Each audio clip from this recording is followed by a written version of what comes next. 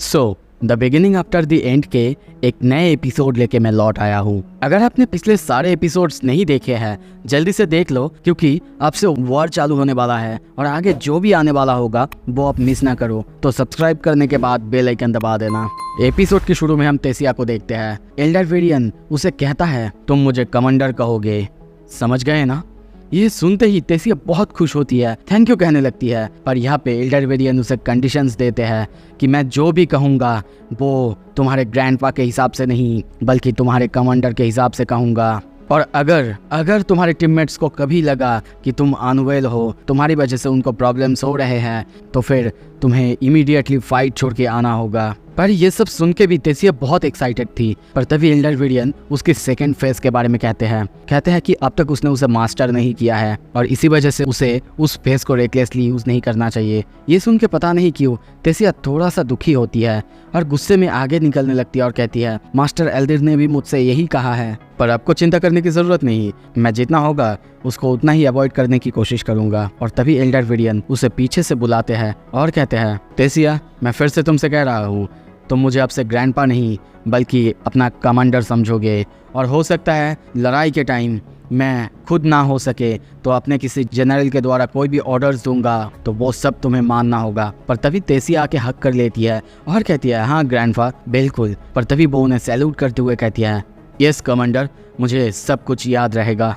और ये कहते ही वो निकल जाती है। सीन शिफ्ट होता है। कुछ देर बाद हम देखते हैं एल्डरवेरियन सीढ़ी से नीचे कहीं अंदर जा रहे थे। तभी दरवाज़ा खोलते ही एक रूम पे आते हैं। वहाँ पे हम एक औरत को देखते हैं। वो कहती है कमांडर वेरियन, माफ़ करना, मैं इस टाइम पे यहाँ पे किसी को एक्सपेक्ट नहीं कर रहा था।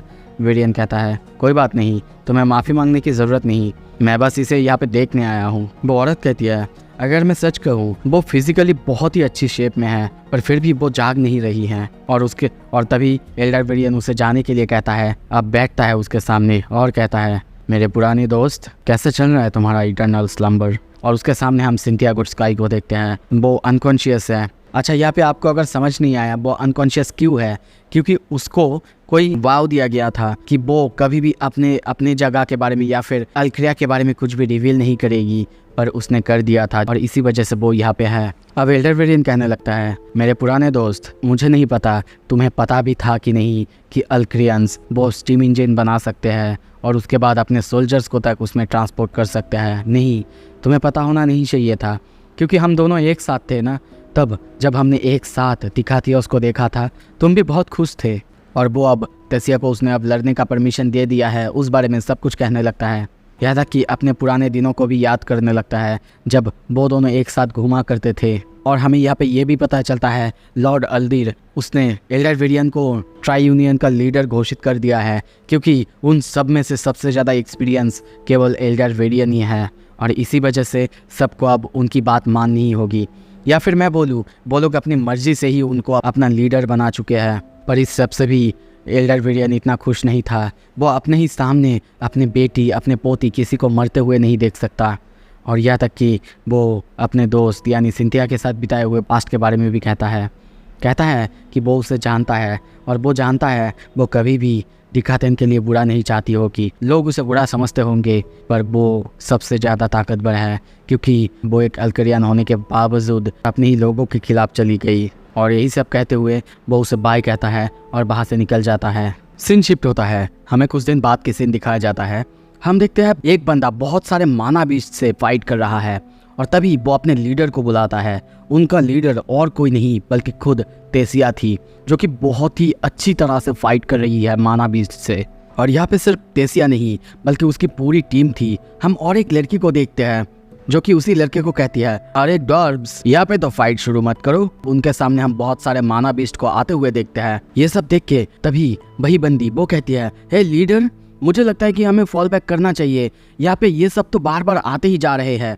ये सुन के तेसिया भी कहती है हाँ बिल्कुल, तुमने सही कहा, चलो इन सबको हम बाद में देख लेंगे, एवरीवन फॉल बैक।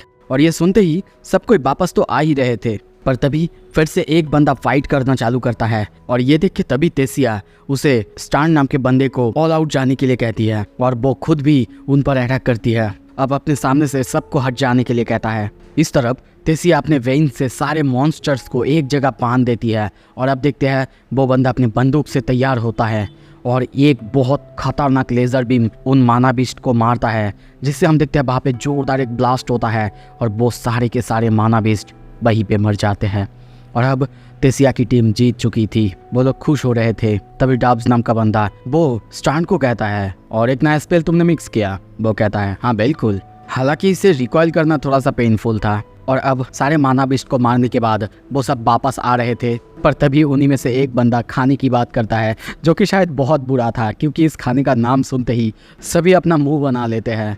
पर तभी उनमें से एक बंदा प्रिंसेस तेसिया को कहता है, प्रिंसेस आप तो हमें कुछ अच्छा खिला सकती है ना? पर दूसरी बंदी ये देख के उसका मजाक उड़ाने लगती है, पर वो बंदा उसके हाइट का ही मजाक उड़ा देता है, जो सुन के वो तेसिया के पास जाके कहती है, तेसिया मैं कोई शॉर्टी नहीं हूँ है ना, मैं प्रिटी हूँ ना और क्यूट भी।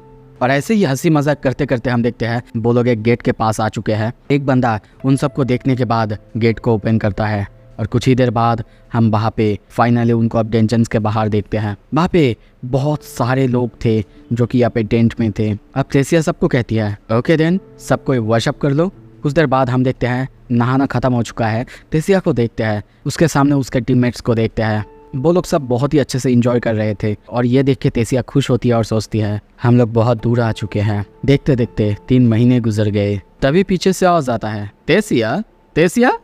और हम वहीं पे हेलेन को देखते हैं। उसे देखते ही तेसिया बहुत खुश होती है, उसे हक कर लेती है और एक एक करके हम वहाँ पे पूरे ट्विन हॉर्न्स को देखते हैं और तेसिया सबसे मिलाती है। पर यहाँ पे डार्वस एंजेला को देखते ही पागल हो जाता है और उसके पास जाके फ्लर्टिंग करने लगता है। पीछे से रेडे उसकी मजाक उड़ाते जा रही है। तभी हेलेन उसके पास आती है और उसे कहती है, अरे रेडे तुम शायद रेडे ही होगी ना? और वो उसकी फैमिली की उसकी तारीफ करने लगती है। पर तभी डार्वस फिर से वहाँ पे आता है और उसकी टांग खींचने लगती है और इसी वजह से दोनों के बीच बहुत ज्यादा झगड़ा चालू हो जाता है। ये देख के सभी हंसने लगते हैं।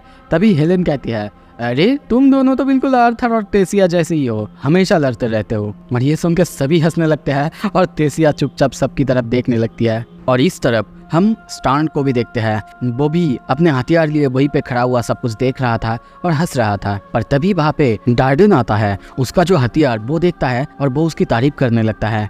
स्टार्न बहुत ज़्यादा खुश होता है और यहाँ पे हमें स्टार्न की पावर के बारे में कुछ पता चलता है, जैसे कि वो अपने एक्चुअल स्पेल्स को अपने बीस्ट कोर में रखता है और उसके बाद इस्तेमाल करता है। ये सुन के सभी बहुत ज़्यादा इम्प्रेस होते हैं और उसकी तरफ देखने लगते हैं। और तेसिया कहती है, आप लोगों को पता है मेरी टीम यहाँ पे सबसे ज़्यादा यंगेस्ट है, पर हम हमेशा हर दिन किसी न किसी खतरे से लड़ते रहते हैं। वैसे आप लोग मुझे बता सकती है हेलेन कि आप कहाँ से आ रही है? ये सुन के हेलेन थोड़ी सी सीरियस होती है और कहती है, हम अभी वॉल के पास से वापस आ रहे हैं। वहाँ पे बहुत ज़्यादा मुश्किलें थी और इसी वजह से हमें यहाँ पे भेजा गया था कि हम यहाँ पे कुछ मदद कर पाए। और अब लगता है कि तुम लोगों को भी तैयार रहना चाहिए जो भी सामने आने वाला है। पर ये सुन के स्टार्न कहता है, क्या वॉल में क्या था वहाँ पे? ये सुनते ही हेलेन सबकी तरफ देखती है और सभी सैड होते हैं, चुप रहते हैं। पर तभी तेसिया कहती है, क्या आप सब ने एक्चुअली एल्क्रियंस मेजेस से फाइट की है? हेलेन कहती है, हाँ हम वहाँ पे लगभग 4 महीनों से थे और वो 20 ग्लेड के बॉर्डर पर है। तो तुम लोगों को क्या लगता है? और यहाँ पे मेज वो प्रॉब्लम नहीं बल्कि द बीस्ट वही प्रॉब्लम है। और तभी एंजेला कहती है, और इसी वजह से हायर अप्स ने हमें यहाँ भेजा है ताकि जो म्यूटेटेड एस क्लास माना बीस्ट है जो भी यहाँ पे कैवरेन के अंदर है वो सब अल्क्रियन कंट्रोल के अंडर आते हैं। और ये अल्क्रियंस एक साथ 100 यहाँ तक कि हज़ारों बीस्ट को कंट्रोल कर सकते हैं और हमें उन सबको अब ढूंढना होगा ताकि अल्क्रियंस और माना बीस्ट को कलेक्ट ना करे और वॉल को ब्रेक ना करे।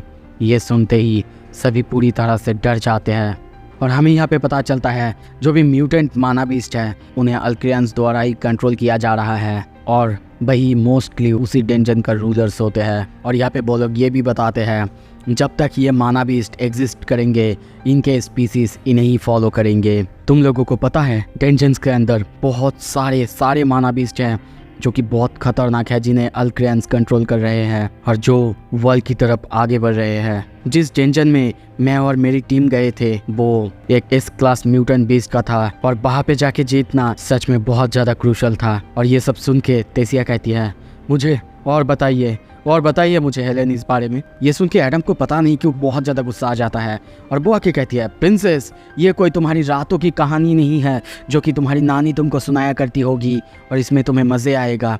ये वॉर है जिसमें दोनों तरफ से लोग मरते हैं। तेसिया कहती है, हाँ एडम मुझे पता है वॉर क्या होता है, मुझे सब कुछ पता है। मैं इस बारे में इसीलिए जानना चाहता हूँ ताकि मैं अपनी टीम को तैयार कर पाऊँ और अगर कुछ भी ज़रूरत हो तो मैं भी मदद कर पाऊँ। यह सब सुन के तभी एंजेला सॉर्ट आउट करने की कोशिश करती है और इस तरफ डार्डेन भी कहता है, एडम की बातें दिल पे मत लो प्रिंसेस, वो ऐसा ही है, उसके लिए भी सब कुछ बहुत ज़्यादा रफ था इसी वजह से। तभी हेलेन कहती है, हाँ क्योंकि तुम लोग यहाँ पे नॉर्मल बीस्ट से फाइट कर रहे हो पर एल्करियन सोल्जर्स वो बहुत ज़्यादा खतरनाक है इन माना बीस्ट से। एटलीस्ट यहाँ पे जो भी क्रीचर्स है जिनसे तुम लड़ रहे हो वो बस अपने सर्वाइवल या फिर इंस्टिंक्ट से फाइट करते हैं, पर वहाँ पे जो है वो मारने के लिए फाइट करते हैं और वो लोग बिल्कुल भी मर्सीफुल नहीं हैं। स्टार्न कहता है, क्या आपका क्या मतलब है? वो कहती है, इन्फॉर्मेशन, एक वॉर में सबसे इम्पॉर्टेंट चीज़ होती है इन्फॉर्मेशन, और यहाँ पे अल्क्रियंस और हम लोग दोनों ही कोशिश कर रहे हैं कि एक दूसरे के बारे में जानें। इसका मतलब इम्प्रिजनमेंट और टॉर्चर। बैटल्स यहाँ पे जो कि ब्लैक एंड वाइट है, तुम अच्छे हो और जिनसे तुम फाइट करते हो वो बुरे हैं, पर वहाँ पे जहाँ पे दोनों तरफ ही सोचने वाले प्राणी हैं जिनका बुद्धि है, जो कि रो सकते हैं, बेक कर सकते हैं और माफ़ी मांग सकते हैं, तब सब कुछ तुम्हारे सामने ग्रे होने लगता है।